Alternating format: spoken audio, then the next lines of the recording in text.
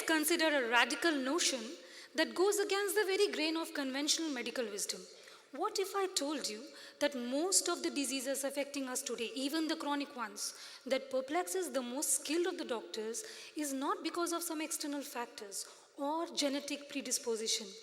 What if it is the outcome of our own minds? I know what I just said seems ridiculous, outrageous, and even controversial. We have been conditioned to think of diseases as separate entities, something that is invading our bodies from the outside. So there's a constant battle between us and them. But what if the battle is within us?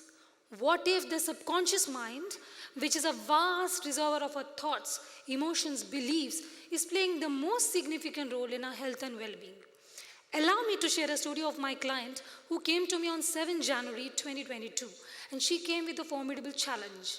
She had been diagnosed with a cyst of 7.7 centimeter in her ovary, and as per conventional wisdom, surgery was the sole option.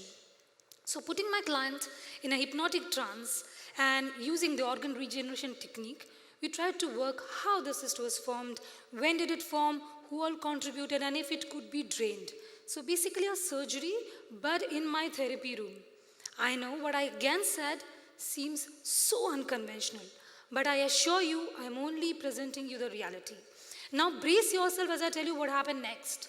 On 30th of January, 23 days after our session, my client was summoned by her doctor. And as she lay on the examination table, they were both in for a surprise.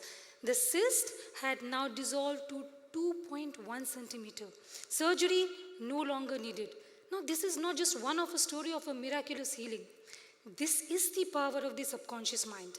I am Shrimanti Gijare. I started my journey as a geoscientist. And since then, I've evolved into a clinical hypnotherapist. And today, I'm going to take you on a mind and body journey connection, okay? And as we see the interplay of this, we'll see how we can reverse diseases in our body. So to begin with, the mind. So the software. So in pretty layman terms, the mind is the software and body is the hardware. Let's understand the mind first. So this is the model of the mind. It comprises of two major components. The conscious mind, 10 to 12%, thinks, decides, feels, analyzes, rationalizes. The subconscious mind is 88 to 90%. So it controls all our autonomous functions. It has answers to all your queries. The why me syndrome. So why is it that I'm claustrophobic? Why is it I have gluten allergy? Why is it I'm scared of planes or whatever? The answers are encoded here. The subconscious mind has a subpart to it, the primitive mind, the wiring that we are born with. So we are born with the instinct to fight and flight. Whenever we are exposed to any kind of threat, danger, stress, obviously this mechanism is to safeguard us, to protect us. Now the information first, we perceive the world around us through our 5 sense organs. The information first comes to the conscious mind, stays there for 1.5 hours. After that, it's pushed down to something called the critical filter. Now this is something which we are not born with. Basically, it's a layer of conditioning, our judgment, our belief system, which is developed, and by the age of 8, it's completely formed. And it is coming from seeds, socio-economic, education, and religion. So these are our learnings. So the information is here for 24 hours. After that, if the information is not rejected, it gets pushed down to something called the subconscious mind in the database in the pleasurable or the painful folder. Now, whatever you have experienced, the good, bad, ugly, goes in the pleasurable. Whatever you haven't goes in the painful. So we are wired in a way, we reject new ideas and new experiences, even though it can be beneficial to us. Skepticism comes natural to us. I'm sure many of you might be rejecting what you're hearing from me because it's your first time, and that's okay. All I'm trying to say is the subconscious mind can be retrained, reshaped. It's all about moving the information from this painful to the pleasurable folder, and that happens through continuous bombardment of positive suggestions. Now let's understand the hardware a bit more, the body. So 90% of doctor visits in the United States in the year 2022 has been attributed to stress-related ailments. You heard me right, 90%. So let's see how is stress impacting our hardware. So when it's stress, be it physical or psychological, our body moves its reserves to a fight and flight mode. Okay, sympathetic nervous system kicks in. Adrenaline and cortisol are released. These are stress hormones, and they act as a loudspeaker, informing the rest of the organs to go in the fight and flight mode. Okay, our muscles can be in a contracted position for an extended period of time, impacting our musculoskeletal system.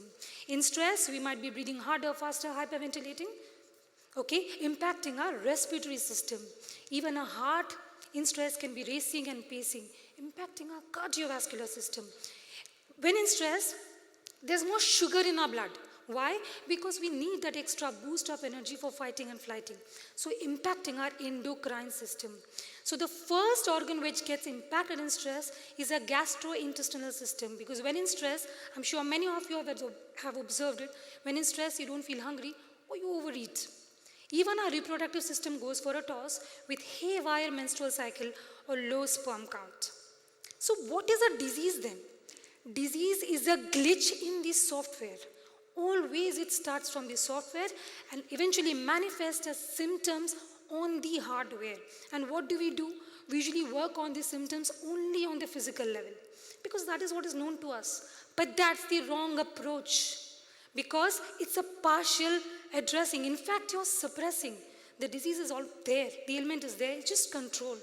So the best holistic approach is when you look at the problem in all the 4 levels of our existence. So what are the 4 levels of our existence? The four bodies. The first body is called a thought body or a causal body. Now this body can go completely unmonitored.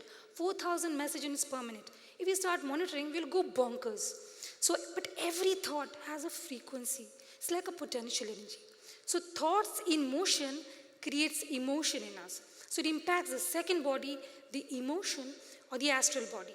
Luckily, this can be monitored, because most of the time you know what you are feeling. You're feeling angry, sad, worried, happy, annoyed. Now whatever that emotion is gets mapped to the third body, the energy or the chakra body. Let's first say you're feeling sad. You do not go and actively open the tear gland, do you? No. It's all happening automatic. So basically there are 7 energy centers in our body, and on top of these energy centers is our major glands. So now that's pure biology. So based on what you thought, then what you felt, the glands are automatically secreting. Over-secretion or under-secretion creates an imbalance, and that's when it comes as a symptom on the physical body. So basically, symptoms are messages from your mind and body. Ignoring these messages are like ignoring important notifications. Over time, they become louder and more persistent, and eventually can become a severe or a chronic condition. However, when you pay close attention to them and try addressing it in the 4 levels of the existence, you tend to bring in harmony, health, and balance. Today, as I end, I just want to remind you, you are the creator of your own reality. All those problems, the fears, the phobias, the challenges, the physical, psychological, or even the psychosomatic ailments that you thought were hardwired within you can be reshaped. Now that you have the awareness of the 4 bodies, stop suppressing, start addressing. Thank you so much. Thank you.